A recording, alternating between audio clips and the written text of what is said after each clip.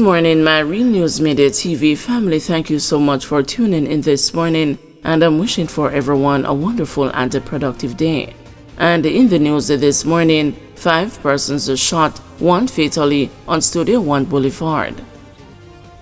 The police were last evening at the scene of a deadly shooting in which 5 persons were shot, 1 fatally on Studio One Boulevard in St. Andrew. The news understands that a child was also injured in the attack.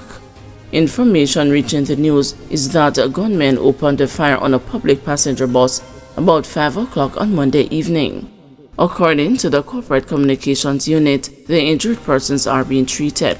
The deadly shooting resulted in a gridlock in the area. Man's decomposing body found at home in St. Mary. The Highgate police are investigating the cause of death of a man whose decomposing body was found at his home in St. Mary. Police reports are that the deceased Christopher Tullo of a Fraserwood address in the community was not seen or heard from since Wednesday, July 31.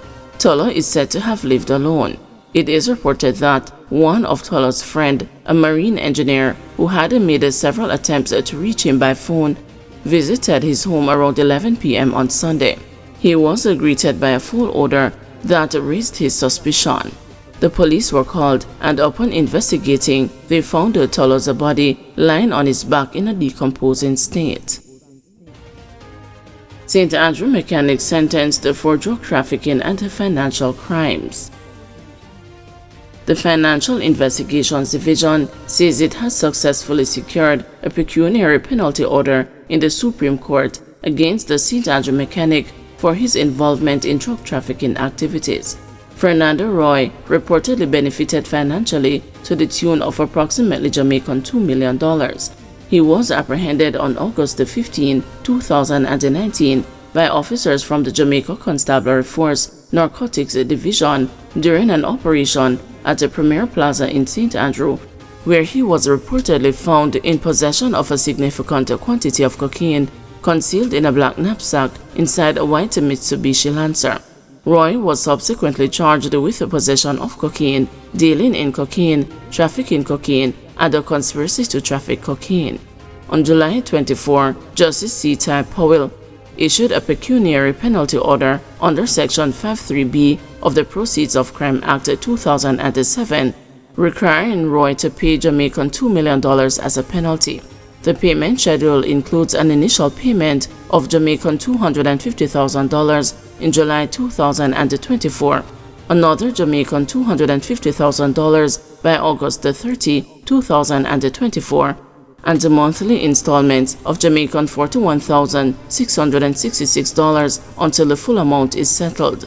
According to a release from the FID on Monday, this conviction and a penalty demonstrate the organization's unwavering commitment to working with law enforcement partners like the JCF to combat crime.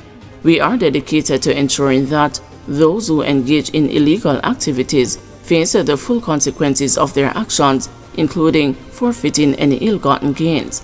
The FID has since urged the public to report any suspicious or criminal activities to them or their local law enforcement partners.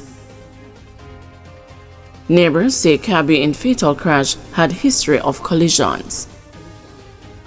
Some of those who knew Marlon Lyons, the taxi driver who perished along with 3 of his 7 passengers on Sunday, were not surprised that he was involved in a crash.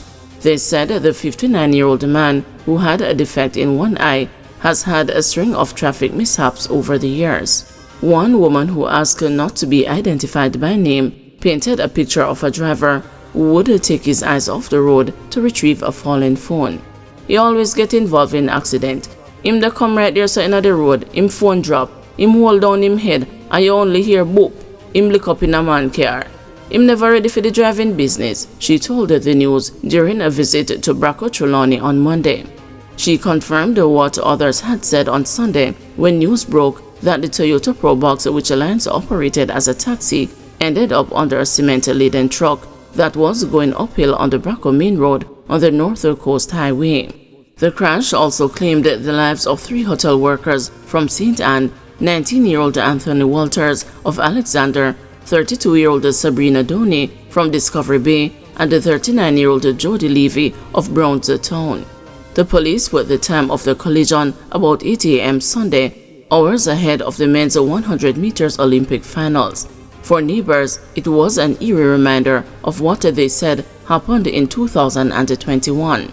The man crashed down here one morning during the last Olympics when the 100-meter going run. We can't forget it, one onlooker claimed on Sunday. He also spoke of 4 previous crashes in which Alliance was involved. Him head on and right off one man car on Bracco Road. Him crash on the Queens Road. Him crash down a Falmouth. Him crash in St. Anne's Bay, said the man. When contacted on Monday, head of the Trelawney Police Division, Superintendent Winston Milton, was unable to confirm residents' reports of Lions' history of crashes.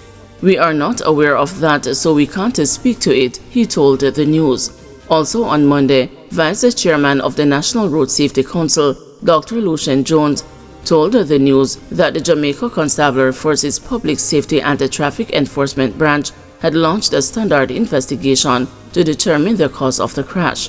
This will include a look at whether Lions had a valid driver's license or if the vehicle was fit for operating on the road. A day earlier, Jones had struggled to understand how the crash occurred. How can a car run into a truck back going up a hill? The NRSC official mused then. It is just an amazing event, and it means that we have to redouble our efforts to warn people about speeding, to warn people about the importance of driving carefully on the roads, wearing their seatbelts, wearing their helmets, not to drink and drive. It can cause a madness on the roads. Do not smoke marijuana and drive, Jones urged yet again. Meanwhile, despite what appeared to be the open secret of Lions' alleged troubles behind the wheel, it appears he was well liked within his community. Him don't give no trouble, him and nobody don't have no problem. Him is not a problem child. Him just want to do him honest work, but it's the wrong work him take up. Him losing one of him sight, so him should do something else. Him shouldn't take the road, one woman said. Lions' close friend, a distressed Kirk Parks, who operates a car wash in Bracco, revealed that the day before the crash, the cabbie confided that he was going to give up the job. It was like Saturday he was here and him say, "You know, say me I go stop run taxi." So Sunday morning me hear say the accident up the road. Me say, "Cho, me now go up there." Me sit down until somebody call me and say, "Me hear say Rasta crash and dead." Me feel it, said a dejected Parks. He said he and the Lions never exchanged the words about the cabbie's traffic mishaps as he plied the route between the St. Anne's Bay to Discovery Bay, St. Anne. As the car wash owner explained, Lions had a Sunday morning routine. He usually pick up the people them, take them to the hotel and come wash him car, he explained. Lions and the 2 passengers in the front seat died on the spot, and one of the 4 on the back seat died while being treated at Falmouth Public General Hospital. The 3 other passengers have been admitted to hospital. The SP Milton said it was obvious speeding played a factor in the crash. It is evident, just looking at the mangled remains, that the vehicle was traveling at a high speed at the time of the impact. We continue to implore our motorists to drive within the speed limit along the roadways and to obey the road signs and the markings, he urged Sunday. Based on the number of persons injured here, it is evident that at least 7 persons were in this vehicle, which is licensed to carry 5, DSP Milton added. Man fatally shot during confrontation with soldiers in Kingston. A man was fatally shot on Sunday during a reported confrontation with members of the Jamaica Defensive Force in the Kingston Western Police Division. He has been identified as the 33-year-old Keneal Brown, otherwise called the Dangles, of Bread Lane, Kingston 14, and the Crooked River, Clarendon. Reports are about 11 p.m. Members of a JDF team were on patrol in a service vehicle when on reaching the vicinity of Charles Street and the Bread Lane, several people were seen gathered near the end of the road. Brown reportedly ran from the group into a nearby premises and was chased by the soldiers. It's further reported that he was shot when he pointed a firearm at the soldiers. A Taurus 9mm pistol with a magazine containing 3 rounds was taken from him. Investigators say a bag taken from Brown contained 10 rounds of ammunition, 1 Kingston walkie-talkie radio, and other contraband. The Independent Commission of Investigations has reported that more than 90 people have been fatally shot in confrontation with members of the security forces since January.